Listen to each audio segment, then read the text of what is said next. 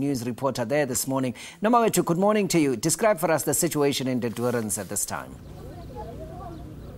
Well, we are actually standing on the N1 now, but you can't go any further into the Stoffland informal settlement because they've barricaded the road with stones. Now, this comes after farm workers actually went on a rampage last night, clashing with police. A shop just down the road was also set alight. Now, this comes after union leaders actually came here yesterday afternoon to tell the farm workers that the strike has now been suspended for 2 weeks until President Jacob Zuma can actually review the matter. Now, after that meeting, you could actually see that there were mixed emotions amongst the workers. There was a group saying, let's go back to work for 80 Rand because as it stands now, we haven't been working for 2 weeks and we need to eat. Now, there was another group saying that we are not going back to work for anything less than 150 Rand. Now, there was a sense of intimidation there as well. So we haven't seen any workers actually going to work this morning after that.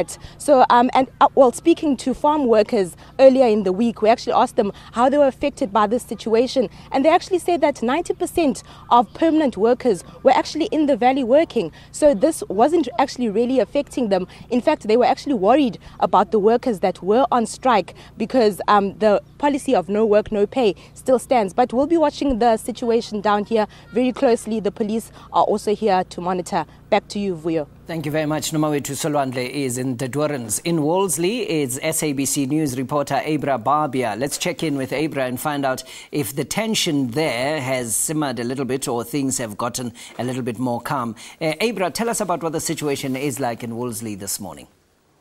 Hi again, Vuyo.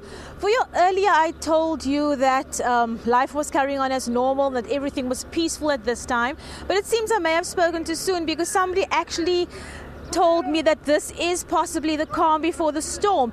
And soon after that, I was told that people from the area right behind me, it's called Pine Valley, that's where the young man who was shot yesterday is from, and that's where most of the protesters are from. I was told that people are actually amassing there as we speak. We are not sure about this, but this is the word on the ground. I've also been told that at least 3 riot vehicles, police vehicles, have been deployed to that area, and I also saw a Nyala circling around here.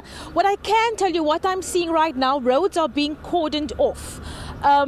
So I don't know if the authorities know more than what they are telling us at this stage, but people are definitely saying that, you know, that something is definitely going to be happening today.